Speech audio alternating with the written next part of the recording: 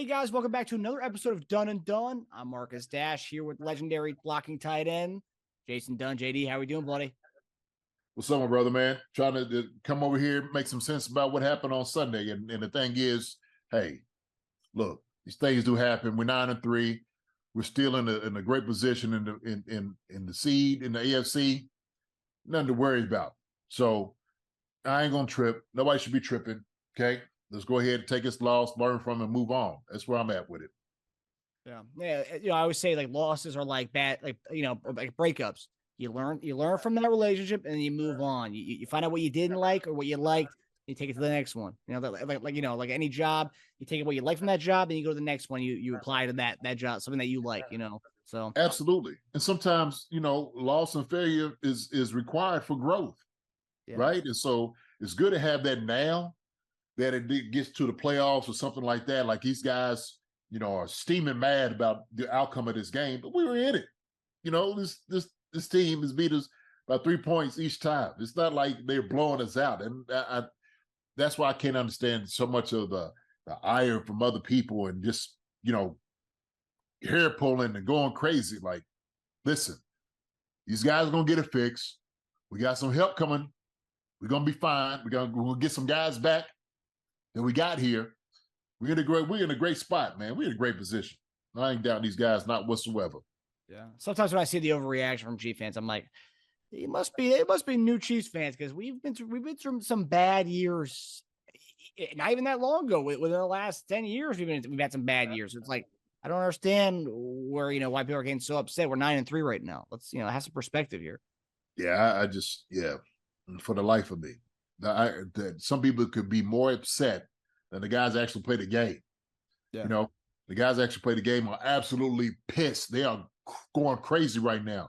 They are sitting over here, and I'm sure they're ready to just tear things apart.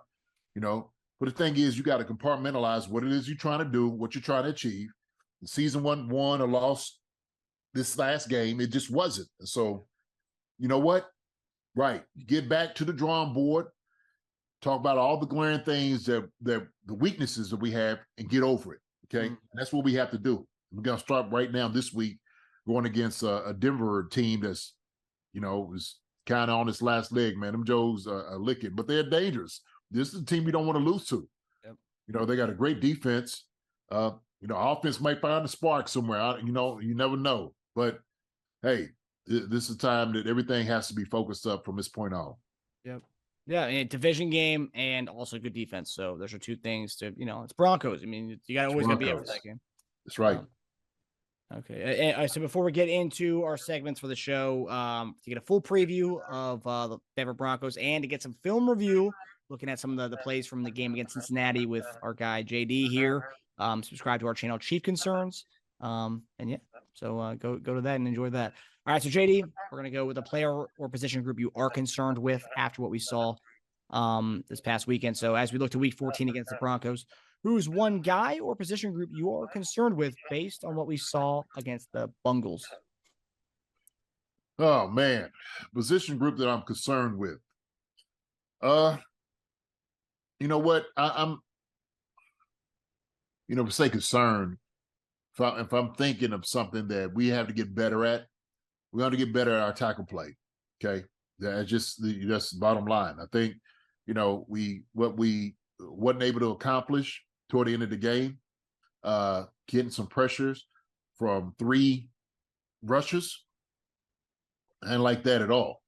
And so you got to do a much better job in that aspect.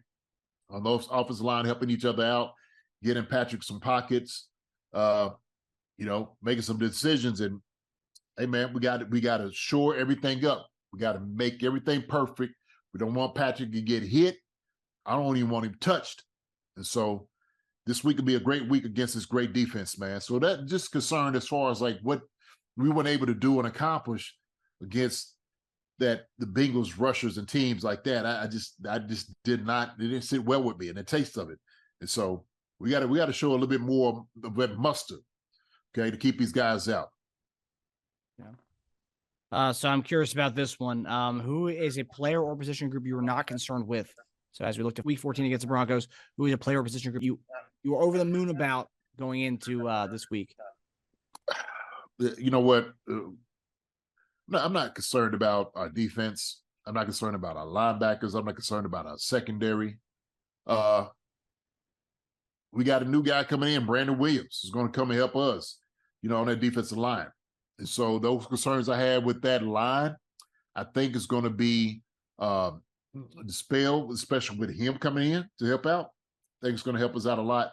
I'm not worried about guys fumbling. I'm not worried about any of those things. I'm not right now this week going against Denver. I'm not really worried about any of those things. Okay. I know people want to make, different assessments where this team is and what you didn't do and how. Listen, these guys are going to be fine. They're going to be fine. I think they got a lot more fire in their belly. I think they are really pissed. I know they're really pissed for not winning this game. But I'm not going to worry about these guys. I'm not going to worry about just the overall team. I'm just not. We got great coaches, great players. These guys are going to be able to put it together. So I'm not really stressing with the Chiefs, who are 9-3, second in the league in the AFC. I'm not worried about this team at all. I'm not worried about them. So I know sometimes we get the knee-jerk reactions on things, and we want to say this and get out of sorts. I ain't got no problem here. Yeah, I was curious what you were going to say on that because, as you see on Twitter, everyone is there's not a player that people aren't pissed off about. I've even seen people saying Mahomes is throwing games against Cincinnati again. So it's like, crazy talk, crazy conspiracy theorists out there. Crazy talk. That's what that is. Crazy talk. Don't put no mind to it. Let them guys go out there and go play. Yeah. Or people are saying Mahomes put money on the game against the Bengals during the playoffs and again this past weekend. But yeah, it's crazy. It's crazy, man. It's a crazy time. Okay, so now we're gonna go to my favorite part of the show, and I think everyone's favorite part of the show is JD's time where he gets to do his thing, his Dunn and Dunn segment. So JD, what is something that's grinding your gears this week? 'Cause I know there's a crap ton of stuff out there that's grinding your gears this week, but what's one thing that's really grinding your gears this week? What's grinding my gears this week? I'll tell you what. What's grinding my gears is the amount of people, okay, so-called fans, all right? And I'm using one of our quotes for those guys that are so belittling of this team and where they are is the one that just absolutely just runs through me. When you see some of the responses that you hear on Twitter or YouTube or whatever social media people are on, and just get on and just scream and throw tantrums about what they didn't do and this guy and stuff like that. Just relax, okay? I mean, these people act like they went out and played. And the thing is, look, I get it. Look, there's nothing wrong with criticizing your team. Like, they need that. We need to keep everybody accountable, hold everybody in check. I get that part of it, no doubt about it, okay? If anybody understands that, the guys understand that, that's playing the football. The guys that's out there giving their lives out here to go out and who'd go win, to bring a championship to Kansas City. Those guys care, no doubt about it, okay? So some of the people just beside themselves, like they just can't function and all. I don't get that. It's what's grinding my gears, because it's like, who would even make that assertion that Patrick Mahomes throwing games on purpose? Huh? Like, where do you get to that point to just believe in something like that? Right? I mean, just listen. I don't know if you're just having a bad day, or you put some money on the line. I don't know what it is. I don't know. Okay, but look, it's gonna be all right. These guys are still in there. They're 9-3. They are A-OK. Still the best team in football, no doubt about it. I trust Andy, and I trust PM15. I trust the defense. I trust those guys. Those guys are going to right the ship. I ain't worried about it. Bengals, they escaped us 3 times. 3. By the skin of their teeth. Skin. Skin. Like that. Escaped us. We didn't play a very good football. didn't tackle well, didn't cover well, didn't come off the ball well. We didn't block well.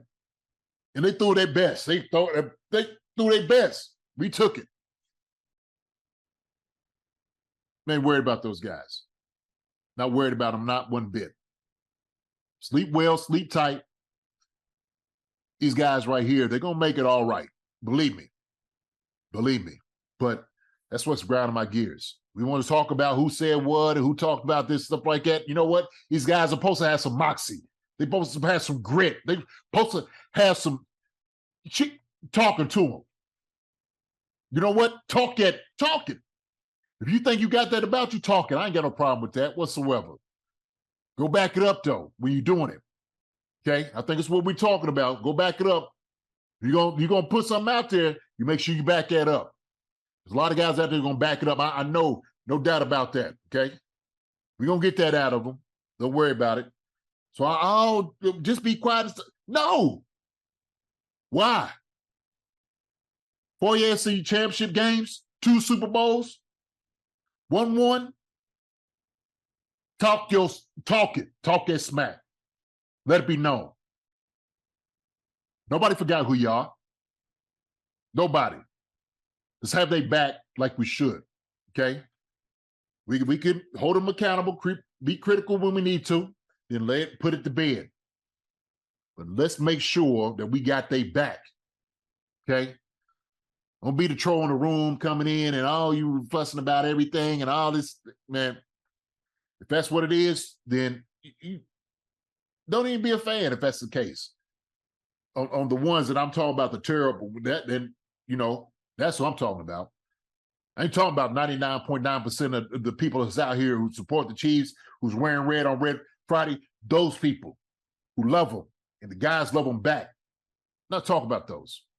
So I don't want to get too long-winded on this, but there's been a lot that's been said just over this loss. Hey, take it easy. Everything's going to be all right. They're going to get it back on track.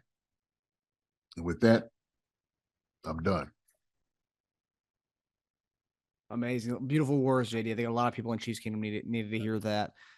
Yeah, there's 99.9% of the fans are supportive, and they're always gonna be they're always gonna back the team. But there's people on there who argue with players online, telling them what they should be doing. It's like, what's going on here? That's why you see some players like Kalen Saunders was responding to a player to a fan who was talking to him about what he should have been doing, what he wasn't doing. It's like, dude, you don't even know what's going on. Come on, man. My mom told me a long time ago, don't argue with fools. Just don't. You don't have to do it. And so we got the best fan base in the business, the best fans in the NFL. Bar none. It's not even close. It's not even close. Don't sit there and argue with a guy who's telling what you should do or you shouldn't because of whatever. He's supposed to be coaching you up? Okay. Yeah. Let Cullen do that. Yeah. All right? You got coaches. Let them handle it. You got the best coaches in the business. Leave it be. Yeah. And I've seen people arguing with you online over the last few days too. So it's like, it's like I can take it. Yeah, argue with me all they want to. I'm fine with it. Hey, I'm taking L's a lot better than I did when I was playing. That's why I'm now. I know how much it means to these guys. I know how much it means to them. It's their livelihood. It's their job. They love it. They love it. They still play. You didn't pay them a dime. They still be out there playing. Because that's who they're made to be. You got it in their blood. Competitors. They went out there to win. Mm-hmm. So that's how it goes. Part of the territory. But let's lock in. Lock and load. Lock in. Lock in. Let's go to Mile High and come out with a dub. That's all that matters. That's right.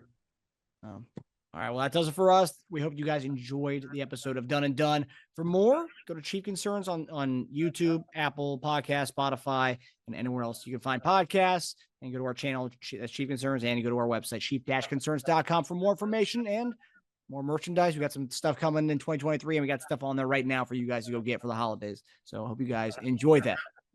Oh, look at that.